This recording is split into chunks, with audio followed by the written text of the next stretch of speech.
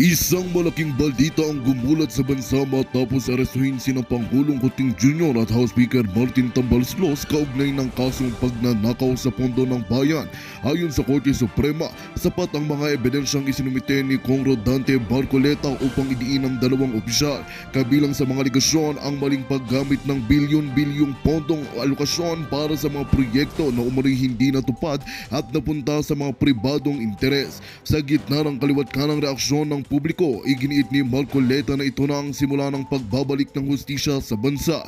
Ang taong bayan ang tunay na biktima dito. Hindi natin hahayaang maabuso ang kaban ng bayan, pahayag niya. Samantala, nananatiling tikom ang kampo ni Tambaloslos at ni Kuting, ngunit ayon sa kanilang tagapagsalita, may plano silang iapila ang desisyon ng hukuman. Sa kabila ng isyong ito, nananawagan ang mga civic organizations at simbahan na pairalin ang due process at manatiling mapayapa ang mga mamamayan. Samantala, ang buong bansa ay nag-aabang sa susunod na hakbang ng Korte Suprema at kung sino pa ang maaring masangkot sa kontrobersyal na kasong ito. At yan nga ang mga balitang ating abangan ngayong araw. Para sa mas marami pang makabuluhang balita at napapanahong impormasyon, huwag kalimutang mag-subscribe sa Pinas Balita. Sama-sama nating subaybayan ang mga susunod na issue at maging bahagi ng pagbabago sa ating bayan.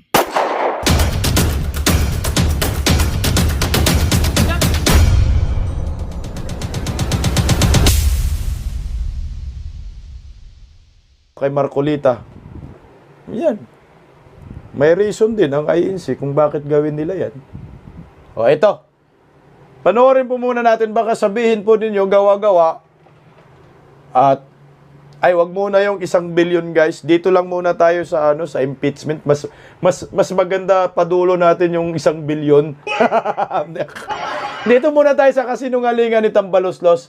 Okay to. Panoorin po natin yung kasinungalingan ni Tambaloslos na tila bang naghugas kamay patungkol po sa impeachment laban kay Vice President Inday Sara Duterte. Hingga po natin mga kabisda ko. Nanindigan naman si House Speaker Martin Romualdez na walang pinag-usapan na anumang impeachment plot sa Kamara laban kay Vice President Sara Duterte. Yan po'y sinabi ni Speaker Romualdez sa isang panayam na matanong ukol sa inihahandang impeachment complaint laban sa pangalawang Pangulo ng grupong Bagong Alyansang Makabayan at kung makakakuha ba ito ng suporta sa Kongreso. Ayon kay Speaker Romualdez, wala silang impormasyon ukol dito at wala rin silang alam kung may iba pang grupo na may kaparehong akbang. Sabi naman ni House Deputy Majority Leader for Communications, Erwin Tulfo, sakali bang may maghain ng ganitong reklamo, dadaan pa ito sa masusing pag-aaral kung may sapat na basehan. Una nang pumalag si VP Duterte sa mga umuugong na umano'y planong pagpapatalsik sa kanya at nanindigang tuloy-tuloy lang siya sa pagsiservisyo sa kabila ng mga isyong ito. We have nothing that in the radar, so we have to look at whatever comes before us. But we have I've not heard of any of that You yet. haven't heard of any other group No. that are planning the same? Wala po naman. Ang tanong dapat dyan, kung meron bang impeachment, may papasok ba na impeachment? Ito ba ay may mga form, may substance, yung mga tinitignan dyan eh. Kung wala naman, yung mga sabi-sabi lang, baka hindi matuloy. Pero kung matibay din naman, nanood kayo ng hearing kahapon, kung matibay sa tingin niyo, then siguro baka meron. Pero for now, ako, the way I look at it, wala pa naman nagpa-file, wala pa naman dumarating sa SecGen. Okay. Kung matibay, baka meron. Sabi ni Tambaloslos, wala. Pero bakit ganito yung nakikita natin? Ayan, Hello po, maraming salamat Ma'am Erlinda Sulwita sa pakulay. May nagtatanong kung tinapik ba natin daw yung Okada. Yung live po namin kanina, hapon po, natapik po namin. Mag-reply na lang po kayo. Sa mga nagtatanong patungkol doon sa Okada bribery. Isipin nyo, sabi wala. Pero ano yan? Ipinost ngayon ng One News at ng Philippine Star. Anong sabi? Galing daw kay Erwin Tulfo. By VP Sara's refusal to take oath triggered impeachment call. So meron talaga. Labo-labo, no? Kasi nga, gusto ninyong iloklok si Tambaloslos bilang isang vice-presidente. Kasi magulat ka ganito. Senatorial election. Oh. Kung itong si Tambaloslos walang pangarap na magiging vice-presidente, bakit hindi siya tumakbo sa pagiging senador ngayong 2025? At pinili na lang niya tatakbo uling kongresista.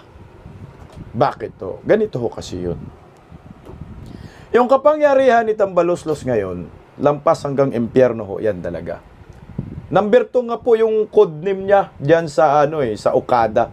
Bribery issue sa Okada. Code to, ibig sabihin, pangalawang makapangyarihan siya sa ating bansa. Yun ang alam ng mga foreigner, mga Hapon. Bakit hindi siya nagsisenador? Sabi ni si Miso Sher, 100% talo yan. Bukod sa talo siya. Bukod sa talo siya, ha? Kasi kailangan muli niyang maluklok bilang isang Speaker of the House. Ganon yung laro nila ngayon. Automatic yan, hindi pa rin yan tatanggalin sa pagiging Speaker of the House. Kung sakali, palarin pa rin sila sa 2025 at di po sila masipa, siya pa rin ang magiging Speaker of the House kasi ang purpose talaga nila ay i-impeach si Vice President Inday Sara, at pag ma-impeach si Vice President Inday Sara, automatic si Tambaloslos papasok bilang isang vice-presidente. Ganon yung purpose nila.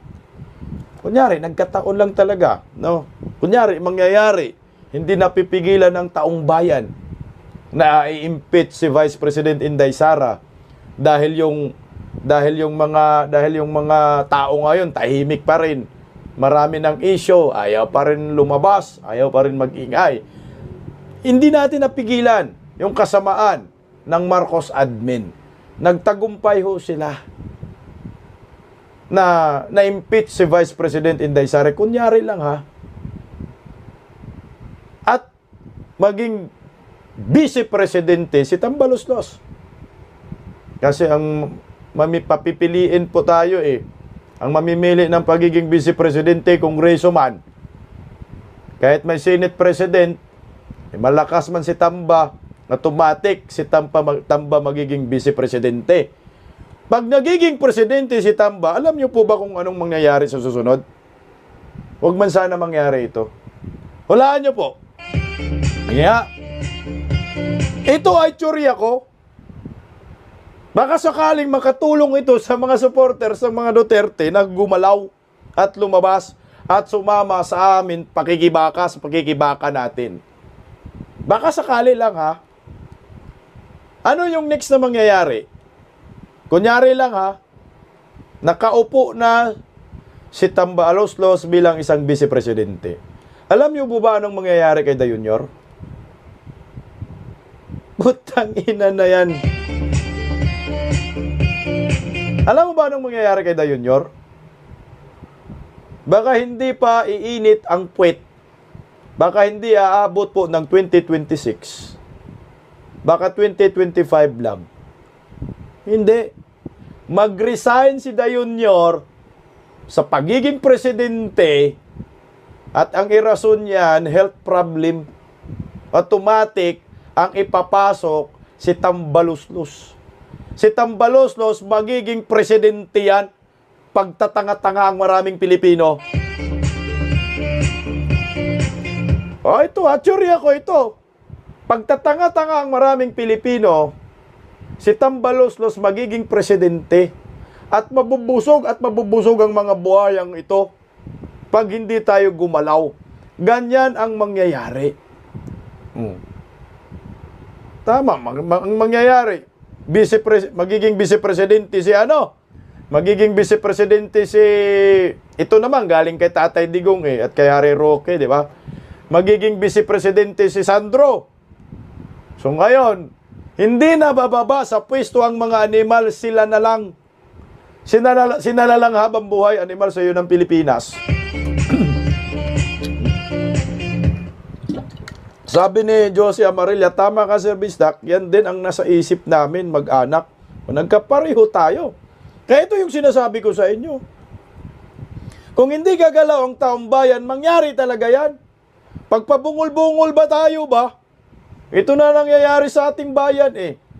Tingnan mo, anong sit-up nila ngayon ng Marcos admin? Pinopromote nila si Tambaluslos. Oh, paano na-promote si Tambaluslos? Sa pamamagitan ng pambubulag ng maraming Pilipino. Ayuda Nation. Kahit walang bagyo, walang baha, nag-aayuda. O ngayong araw, sa Cavite, tingnan mo ha, kinig kayo. Ngayong araw sa Cavite, yung mga nakasuot doon, nakaputi, o simple papunta, may ayuda, may 5,000. Meron kang 5 kilong bigas, may tatak MR lang, mangungurakot rice, yung bigas. Yung mga damit, may tatak MR din. Alam nyo ba kung magkano ang inubos ngayon ni Tambaluslos? Ang tanong, inubos ba talaga yan? O, panoorin po natin ang balitang ito. Sa 65 participating agencies ang kaisa sa programa at aabot sa 999 million pesos na halaga ng serbisyo ang handog dito. 999 million pesos ang halaga. 999 million pesos, putang ina, nahiya pa kayo ha? Hindi pa talaga ninyo ginawang 1 billion? Kita nyo, rinig nyo yung kanta ni Andro eh? Oh. 999 million, ulol, kunyari pa kayo. 999 million. 1 milyon na lang, 1 bilyon na. Gago. Isang araw lang, isang araw. Bigyan ng jacket yan. Bigyan ng 5,000 yan. Isang araw ha. Alam nyo ba ganito? Sa saligang batas po, sa batas talaga kung sinusunod natin yung 1987 Constitution, no? Yung 1 million daw kay Andrew eh. Mutang ina nyo, tamaan kayo ng kidlat sana. Ate, ito ha. Meron akong narinig sa isang abogado na puna itong pamimigay ng ayuda. No? Ang pamimigay ng ayuda, ang dapat yan nangunguna ay yung implementing agency.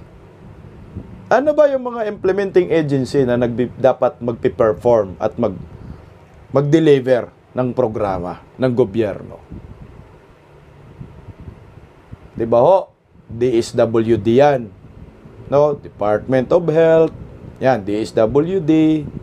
Yan ho yung magbibigay ng ayuda. At sabi ng abogado, kung meron kayong nakikitang kongresista na sumasama sa pamimigay ng ayuda, isa lang ang ibig sabihin yan. May korupsyon. Merong korupsyon na nangyayari. Dahil ang kongresista, hindi nila tungkulin yan. Sila lang po ang nagpapasa ng mga panukala. Kasi nasa legislative branch po sila. Pag meron kayong makikitang kongresista na namimigay ng ayuda kasama DSWD, at mayroong cash na pamimigay, putang ina, may korupsyon yan. Bawal yan sa saligang batas. Ipinagbabawal yan. Ano po ang nasaksihan natin under Marcos admin? Lahat ng mga kongresista kasama po sa pamimigay ng ayuda. So, ibig sabihin, may korupsyon na nangyayari. 1 bilyon yung pinag-uusapan. Ang tanong, yung 1 bilyon ba na budget ngayong araw, ayon sa balita, naibigay ba yun lahat sa mga tao? O, wag na tayong alisin muna natin sa pagiging Duterte supporters, Marcos supporters ka ba? Bangag supporters, Insaibada vloggers. Ito na lang, tanong ko sa inyo. Tanong ko lang sa inyo.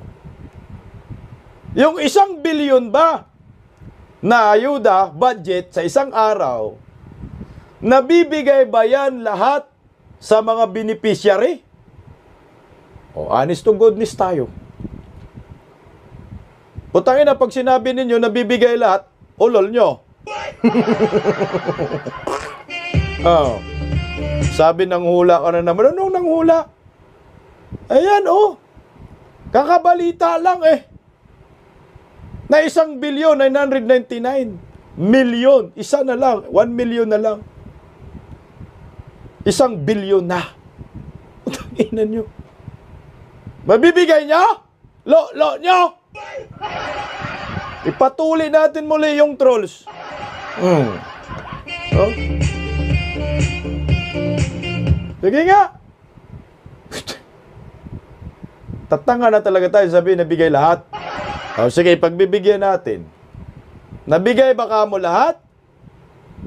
1 billion ba lang talaga ang ginamit nilang pira? Sabihin na lang natin na bigay ng lahat. Pagbigyan natin yung mga animal ng mga trolls kasi feeling nila magagaling yung mga sinuportahan nila. Maglatag ka nga ng resibo. Saan nyo ginamit yung 1 billion? Totoo bang napunta? Balita natin eh. Nung ginawa sa Davao nila ni Tambaluslos, yung 10,000, 1.5 na lang yung bumalik. Kupit yung 8.5. Yan ang totoo. Pag may ayuda, malawak ang korupsyon.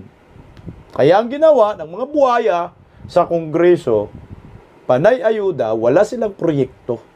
Walang infrastructure. Kasi instant yan eh. Instant pira yan. Alam nyo ba? Pag ganyan, instant pira yan. Bigay agad yan. Release ng budget. Bilis ng budget. Bigay tayo ng ayuda.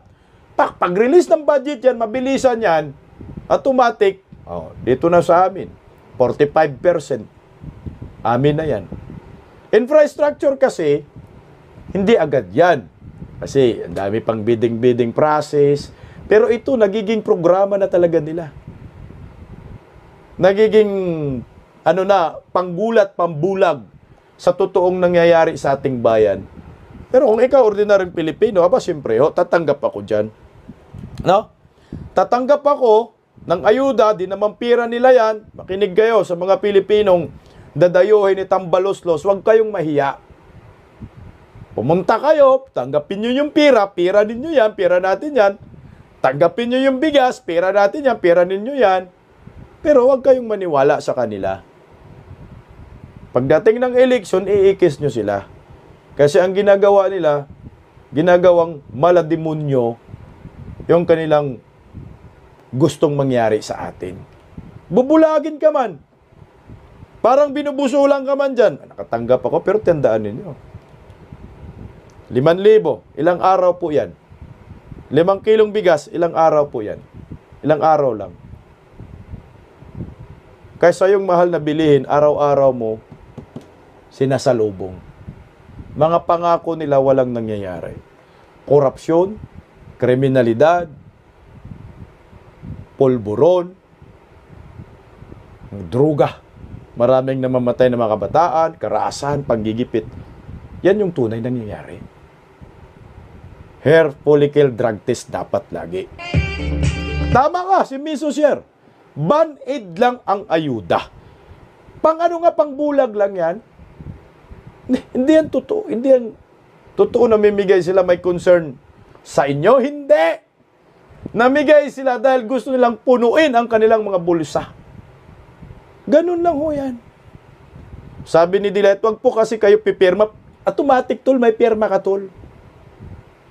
Tingnan mo Kung yung pirma ngayon, hindi magagamit yan, okay lang yan. Yan ang isip sa kanila. Dahil magagamit nila yan pag nagiging vice-presidente na si Tambaluslos at nagiging presidente. Yan ang maniwala. Kaya tingnan mo tong si Tambaluslos na paungol No? Sabi ni Tariray, patay na ang PI. Hindi patay. Pinatahimik lang. Actually, yung PI gumagana. Yung PI, lahat ng ayuda, isipin nyo po. Tingnan mo ha. Isipin nyo. Umikot sila sa buong Pilipinas para mamigay ng ayuda at kapalit perma. Wala ka mang ayuda kung wala kang perma. Diba?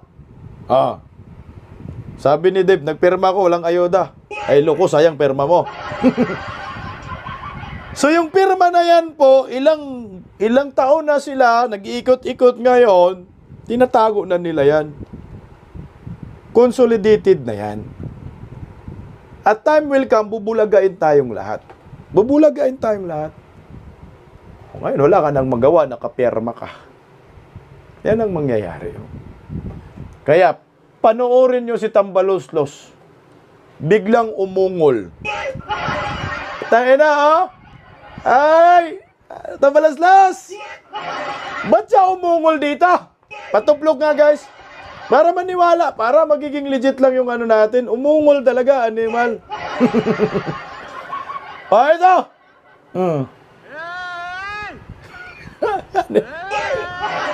Putang ina ngayon. Yung Prime Minister nyo. Ba't siya umungol dyan, gago?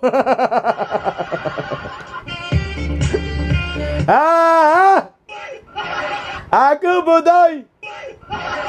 Parang yung pipi namin kapitbahay namin. Ako, Budoy! Disoy daw na buhaya.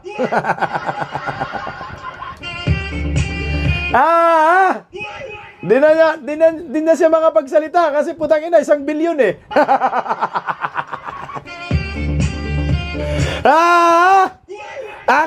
Ako buhaya. Sabi ni Jim Ares, mukhang bungguloy si Tambaloslos. Nangina, ganyan-ganyan kayo. Kamukha niya Prime Minister ng North Korea. Presidente ng North Korea at magiging Prime Minister ng Pilipinas yan. Pagpabungol-bungol tayo, pagpapipipipi tayo, magkaroon talaga tayo ng ako, Budoy!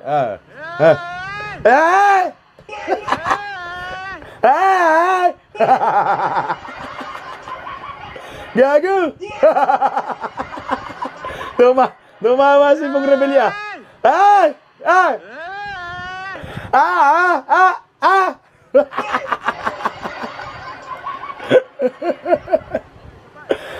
Isa pa daw. Bagsak ka!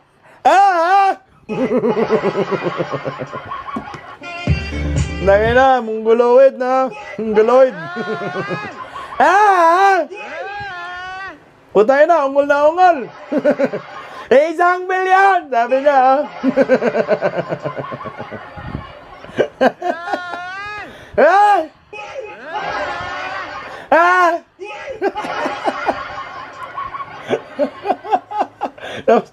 Sabi pa ni Bong Rebelya, isa pa. Bagay niya. Ako, Budoy, Bakit ganyan siya? Magkaroon tayo ng vice-presidenteng ungo-ungo. May tarak-tarak sa utak. Busog na eh.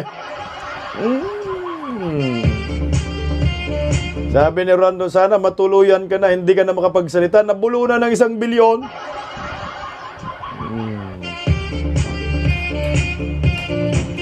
Ito, patalastas muna tayo. Ang hinahanap po ninyong si Bang ang pakana ng bagong Pilipinas.